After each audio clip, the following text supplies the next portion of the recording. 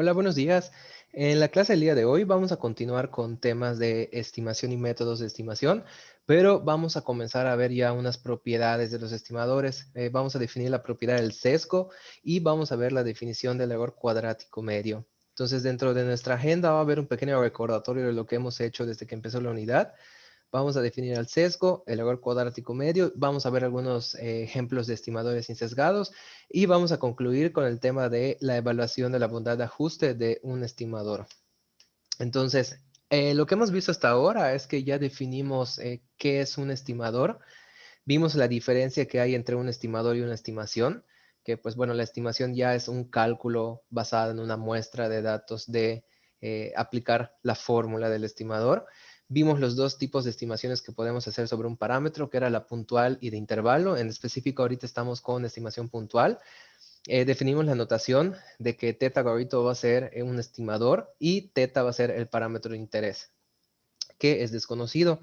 Y ya vimos el método de momentos para hallar estimadores de parámetros y también el método de máxima verosimilitud para hallar estimadores de parámetros. Entonces, ahorita vamos a ver ya la definición del sesgo y el error cuadrático medio. Entonces, muchos estimadores pueden ser propuestos para el mismo parámetro, por lo que es necesario establecer criterios de bondad de ajuste para comparar las diferentes opciones que nosotros tenemos. Una característica que quisiéramos es que la distribución muestral de los estimadores se agregue alrededor del parámetro objetivo. Es decir, aquí tenemos a nuestro parámetro teta y el estimador, al ser también una variable aleatoria, pues va a tener una distribución muestral. Entonces nosotros quisiéramos que esa distribución se encuentre alrededor del valor verdadero del parámetro. Entonces de ahí viene la definición. Si teta gordito es un estimador puntual de un parámetro teta, entonces se va a decir que teta gordito es un estimador insesgado si se cumple que la esperanza o la media del estimador es justamente el parámetro teta desconocido sobre el cual nosotros estamos interesados. En particular, si la media del estimador es diferente de teta, entonces se va a decir que teta gordito es un estimador sesgado. Y aquí en la imagen podemos ver una ejemplificación de esto. Tenemos la distribución muestral del estimador y vemos que en este caso el valor verdadero del parámetro está cayendo en esta parte y la media del estimador está cayendo en justamente pues en la parte del medio de la densidad, ¿no? Entonces, esta imagen representa un estimador con sesgo positivo, ya que la media del estimador es mayor que el verdadero parámetro que es de nuestro interés. Y de ahí viene una definición también de que el sesgo de un estimador teta gordito está dado por, lo vamos a denotar como B del estimador y va a ser igual a la media del estimador menos el parámetro real. Esta es la fórmula para evaluar esta cantidad. Y a continuación podemos ver dos posibles distribuciones muestrales para los estimadores puntuales insesgados de un parámetro objetivo. O sea, una vez que ya vimos que la media del estimador es el parámetro, podemos tener varios estimadores que a la vez sean insesgados. Por ejemplo, estas dos imágenes, ambas muestran estimadores insesgados. Sin embargo, nosotros preferiríamos tener la segunda imagen. O sea, preferiríamos el estimador de la gráfica B, ya que representa una menor variabilidad con respecto al estimador de la gráfica A, ¿no? Lo que significa que en un muestreo repetido, una fracción más alta del estimador 2 estará cerca de teta, porque podemos ver que su distribución se concentra más alrededor del parámetro que esta gráfica. Ahora, a partir de aquí, vamos a ver una definición que es la del error cuadrático medio. Entonces, el error cuadrático medio de un estimador teta gordito está dado por, se va a denotar como MCE del estimador y va a estar dado por la media de la diferencia cuadrada del estimador menos el parámetro. Esto en sí lo que representa es el promedio del cuadrado de la distancia entre el estimador y su parámetro objetivo. Y de aquí vamos a partir, o bueno, vamos a definir un teorema que nos va a ayudar. Nos dice que si el sesgo del estimador, bueno, si B de teta gordito representa el sesgo del estimador teta gordito, entonces el error cuadrático medio se puede ver en función de la varianza y de su sesgo. Es decir, el error cuadrático medio del estimador lo podemos calcular como la varianza del estimador más el sesgo del estimador al cuadrado. ¿Y cómo podemos verificar o demostrar esto? Pues vamos a partir de la definición formal de error cuadrático medio, que está dado por la esperanza de la diferencia cuadrada del estimador menos el parámetro. Entonces, de esta igualdad nosotros podemos agregar un más menos esperanza del estimador y esto no altera nada. Lo único que estamos haciendo es agregando, pues es un cero al final de cuentas, ¿no? Pero esto ya lo podemos ver como un binomio al cuadrado en donde esta es la primera parte del binomio y esta es la segunda parte del binomio. Entonces, si nosotros realizamos las operaciones de binomio cuadrado, podemos encontrar esta expresión que está aquí. Entonces, de aquí lo único que tenemos que hacer es aplicar las propiedades de esperanza y meterla a cada uno de los términos y vamos a llegar a esas tres expresiones, ¿no? Entonces podemos ver que la primera es justamente la definición de la varianza y la tercera es la definición del sesgo. Entonces ya tenemos estos dos términos y la de aquí en medio se va a nulificar por la forma en la que está definida. Entonces esto equivale a cero y de ahí ya tenemos a que el error cuadrático medio de un estimador está dado por la varianza del estimador más el sesgo del estimador al cuadrado. Vamos a ver un ejemplo para demostrar, bueno, para ver cómo se aplica. Vamos a suponer que Y1, Y2 y Y3 denotan una muestra aleatoria de una distribución exponencial con función de densidad dada por esta expresión que vemos aquí, ¿no? Que es la densidad de una distribución normal como conocemos. Bueno, perdón, de una distribución exponencial como conocemos. Entonces vamos a considerar los siguientes estimadores de teta. Tenemos el estimador 1 que está dado solo por Y1, el primer elemento de la muestra. El estimador 2 que está dado por Y1 más Y2 entre 2. El estimador 3 que está dado por Y1 más 2 veces Y2 entre 3. El estimador 4 que está dado por el mínimo de Y1, Y2 y Y3. Y el estimador 5 que está dado por Y vaga o la media muestral. Entonces, el ejercicio nos pide o nos pregunta cuáles de los estimadores son insesgados y entre los estimadores insesgados, cuál es el que tiene la varianza más pequeña. Aquí algo que tenemos que notar es que por la definición de sesgo, si un estimador es insesgado, entonces el error cuadrático medio es simplemente la varianza del estimador, ¿no? Hago sobresalto esa característica porque nos va a servir en este ejercicio. Lo primero que debemos de saber es que de acuerdo a la forma en cómo está distribuida la variable, tenemos que la esperanza de cada una de las yi's es igual a teta, que es el parámetro desconocido de la distribución exponencial. Entonces, para el primer estimador tenemos que la esperanza de Y1, bueno, el estimador 1 está definido como Y1, entonces su esperanza es teta. Por lo tanto, podemos decir que sí es un estimador insesgado. Para el segundo, tenemos que su esperanza va a estar dada por la esperanza de Y1 más Y2 entre 2. Aplicando propiedades de esperanza, podemos meter la esperanza y nos queda teta más teta entre 2, que es 2 veces teta, y nos queda que la esperanza también es teta, entonces también es un estimador insesgado. Para el tercero, vamos a tener lo mismo. Vamos a tener la esperanza de Y1 más 2 veces la esperanza de Y2 entre 3. Y eso es teta más 2 veces teta entre 3. Ahí ya se cancela el 3. Y nos queda que el estimador, la media del estimador 3 también es teta. Por lo tanto, el estimador 3 también es un estimador insesgado. En el 4 tenemos la esperanza del mínimo, que pudiese ser la mínima esperanza de cada uno de los individuales, que realmente pues sería teta, teta y teta. Entonces nos queda que la esperanza del estimador 4 también es teta, por lo tanto también es insesgado. Y para el quinto, pues este ya era un spoiler que les había dicho desde hace mucho, que la media muestral iba a cumplir esta propiedad. Entonces, pues la media muestral está definida por Y1 más Y2 más Y3 entre 3, porque en este caso la muestra es de tamaño 3. Entonces, aplicando las propiedades de esperanza, llegamos a que es lo mismo que 3 veces teta entre 3 y nos queda que el estimador 4, pues, perdón, el estimador 5, pues también es un estimador insesgado.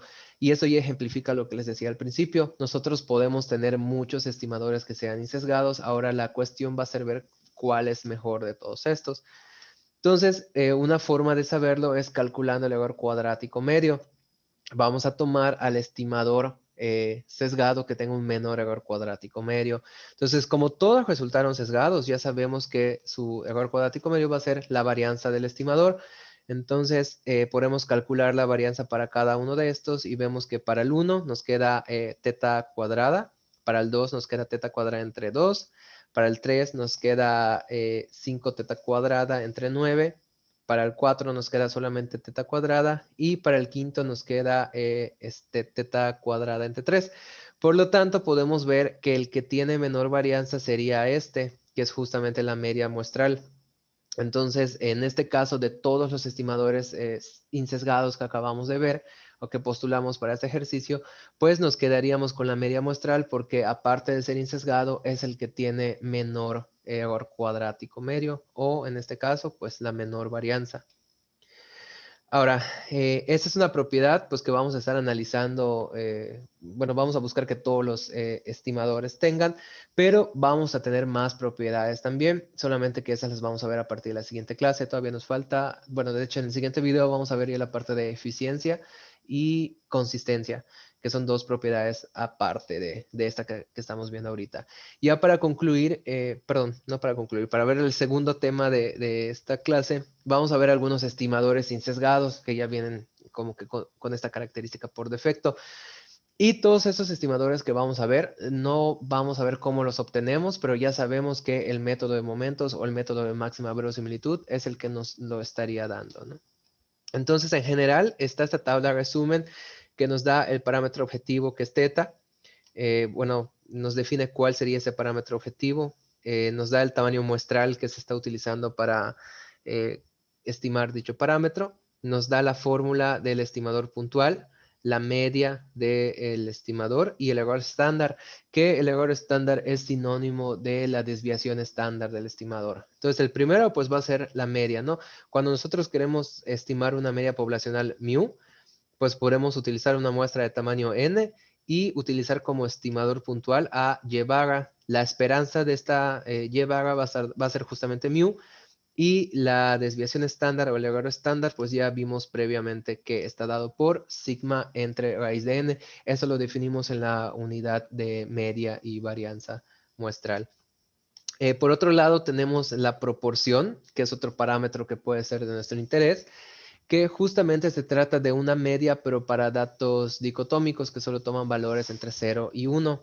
Realmente es la fracción muestral o una proporción. Entonces, si nosotros quisiéramos estimar este parámetro, podemos utilizar una muestra de tamaño n, en donde el estimador que vamos a emplear es P gorrito y está definido como y entre n, donde y vendría siendo la suma de cada una de las observaciones, tal y como pasa en la media muestral, solo que en este caso, como solo son ceros y unos, pues nos va a quedar algo menor que n, ¿no? Solo vamos a estar sumando los casos que salieron positivos. La media de ese estimador está dado por P y su error estándar está dado por la raíz de P por Q entre N, donde Q está definido como 1 menos P, como vemos en la distribución binomial. Y de ahí pudiésemos estar interesados, esto es para cuando nosotros queremos estimar un único parámetro de una población, pero posiblemente nosotros vamos, bueno, no posiblemente, muchas veces en la práctica vamos a estar interesados en comparar dos poblaciones diferentes o dos muestras diferentes. Entonces nosotros podemos calcular una diferencia de medias, donde la mu1 proviene de una muestra de tamaño n1 y la mu2 proviene de una muestra de tamaño n2. Entonces, lo que nos dice esta tablita es que la diferencia o la forma en la que nosotros estimaríamos esta diferencia, pues sería a través de las diferencias de las medias muestrales. La esperanza también se va a cumplir, que es mu1 menos mu2.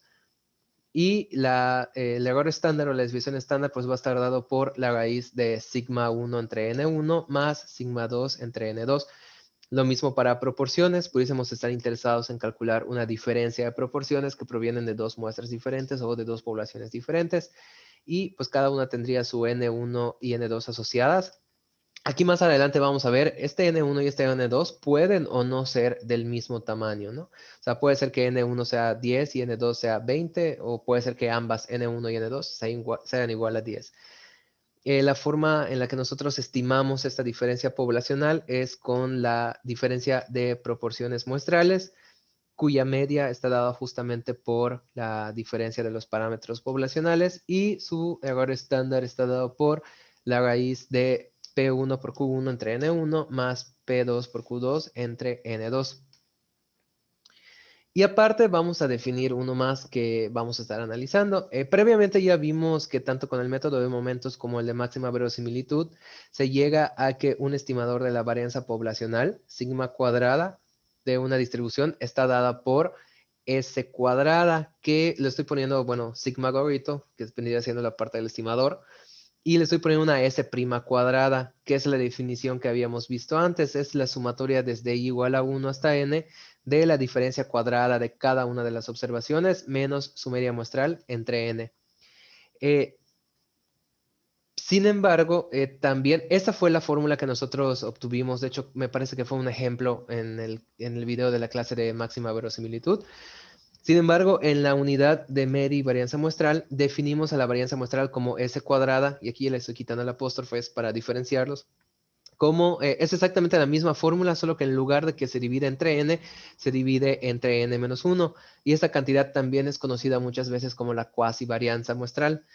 Es probable que la primera expresión tenga más sentido, porque realmente pues, lo que estamos tomando ahí es el promedio de las desviaciones cuadradas de cada una de las observaciones de la media. La realidad es que ambos son estimadores de la varianza poblacional, pero la única diferencia que hay es que S prima cuadrada, o sea, esta primera, se trata de un estimador que sí tiene sesgo, es un estimador sesgado, y la segunda, que es la cuasi varianza muestral, pues esa ya va a ser un estimador insesgado, pero ambas son válidas para usar. Entonces, para nuestros propósitos utilizamos siempre la cuasi varianza muestral porque pues siempre es mejor utilizar un estimador que es insesgado. Entonces vamos a ver un ejemplo para ver cómo se aplican estos dos estimadores que acabamos de ver, de la media y la proporción, y también la varianza, y ya con eso estamos concluyendo esta clase. Entonces, de una población de 50 alumnos de cierta universidad, se tomó una muestra de n igual a 10. Se les preguntó la calificación que obtuvieron en cálculo 1 y también se les preguntó si alguna vez han reprobado alguna asignatura desde que iniciaron la carrera. Aquí no importa el número de asignaturas que han reprobado. La variable de interés es saber si han reprobado alguna vez al menos una o no. Los resultados se muestran como a continuación. Tenemos los 10 alumnos, tenemos las calificaciones que obtuvieron en cálculo 1 y tenemos la respuesta que dieron para la pregunta de si han reprobado alguna asignatura desde que iniciaron la carrera, ¿no?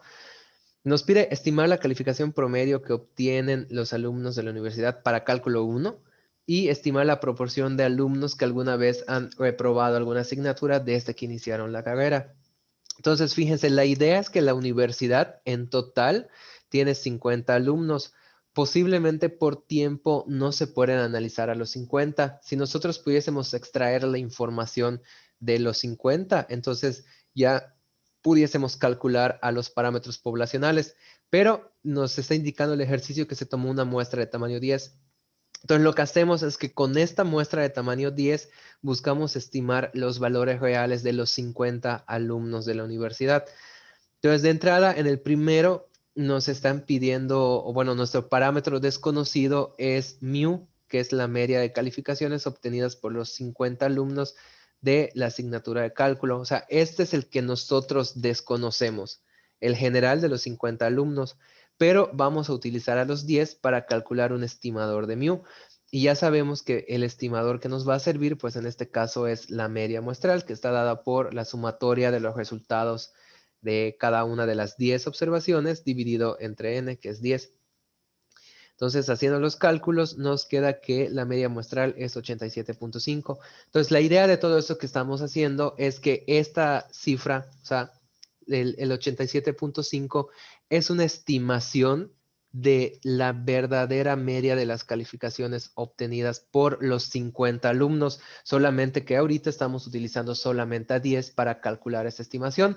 Entonces, si nosotros tuviéramos acceso a las calificaciones de todos los 50 alumnos, pudiésemos calcular la verdadera media poblacional y en teoría no debería de ser diferente de este 87.5, a lo mejor va a resultar de 88 o de 86, digo, dependiendo.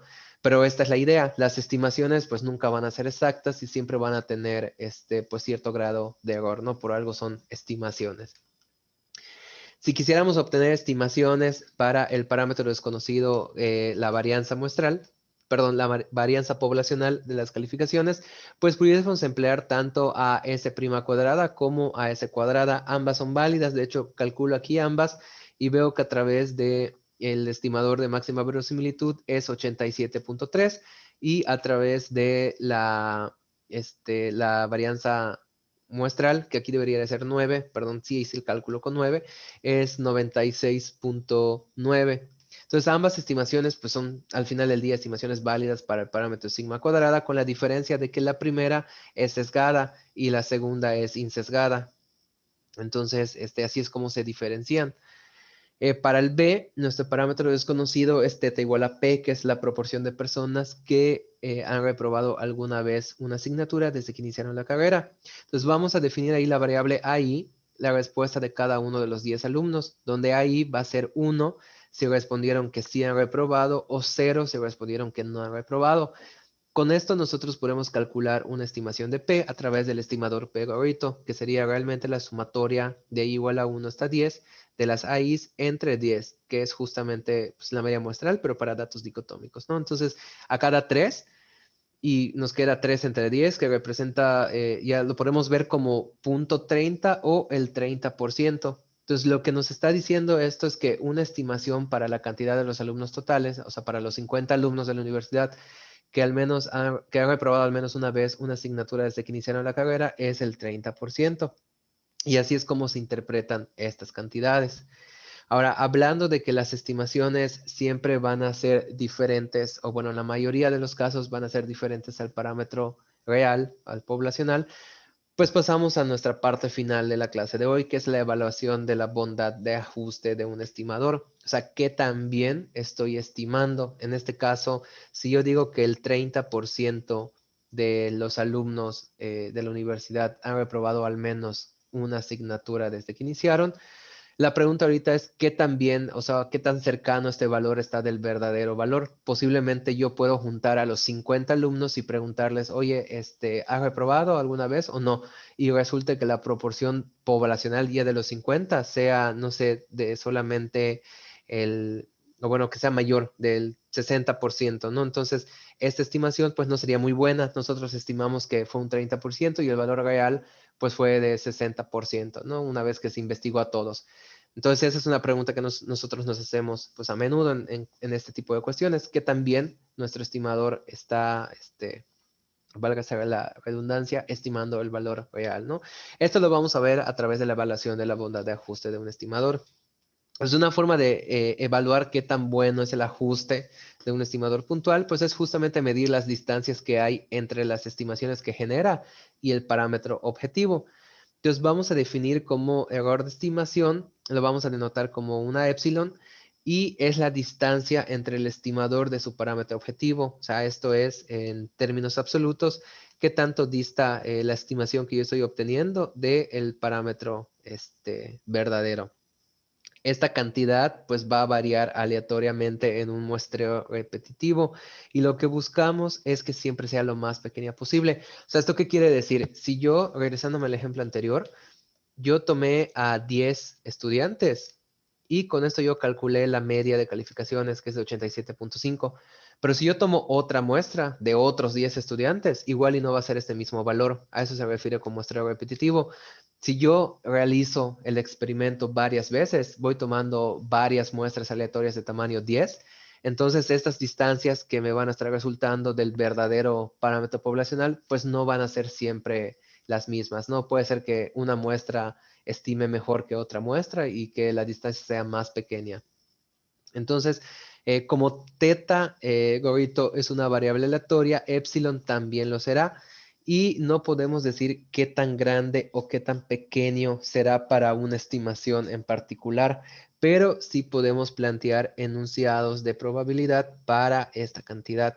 Entonces, supongamos que teta gorrito es un estimador insesgado de teta, y que tiene una distribución muestral, como se puede ver en esta gráfica, ¿no? Es decir, el verdadero valor del parámetro está aquí en medio y aquí está la distribución muestral del estimador.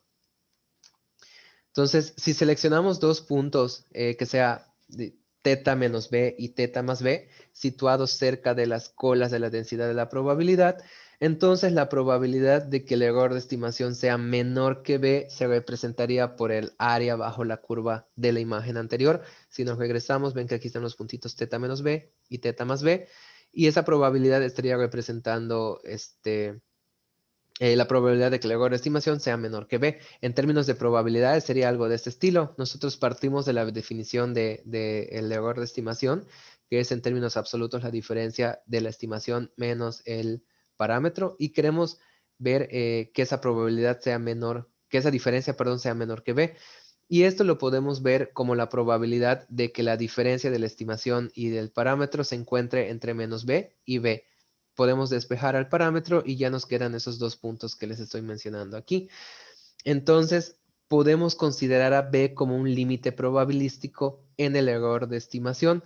Por ejemplo, supongamos que deseamos hallar el valor de b de tal forma que la probabilidad de que el error de estimación sea menor que b sea igual a 0.90, es decir, que tengamos un 90% de probabilidad de que la diferencia entre la estimación que estamos haciendo y el verdadero valor sea menor que cierto valor de b.